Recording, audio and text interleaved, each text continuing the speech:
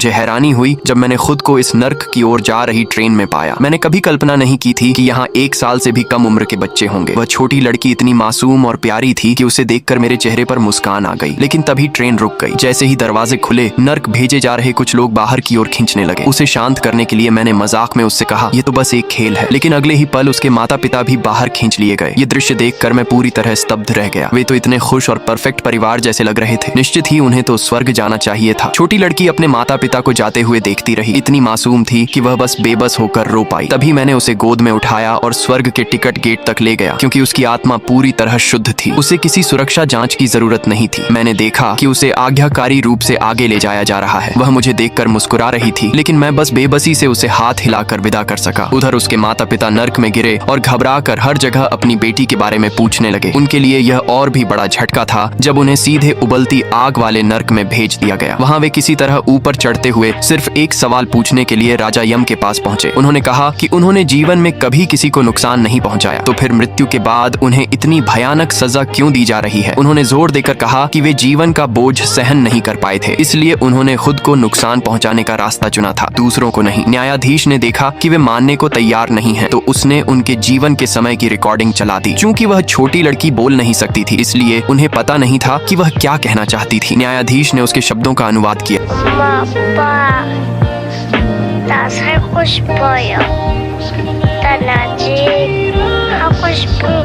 असल में उन्हें डर था कि उनके मरने के बाद वह अकेली रह जाएगी, इसलिए उन्होंने स्वार्थ में आकर उसे भी अपने साथ ले जाने का फैसला किया। लेकिन यह उसकी इच्छा बिल्कुल नहीं थी। उन्होंने उसकी जिंदगी और मौत का फैसला उसकी अनुमति के बिना कर दिया, और यही उनका सबसे बड़ा पाप था, क्योंकि राजा यम की नजर में हर जीवन जन्म के क्षण से ही एक स्वतंत्र अस्तित्व होता है। किसी को भी यह अधिकार नहीं है कि वह किसी और के भाग्य का फैसला करे।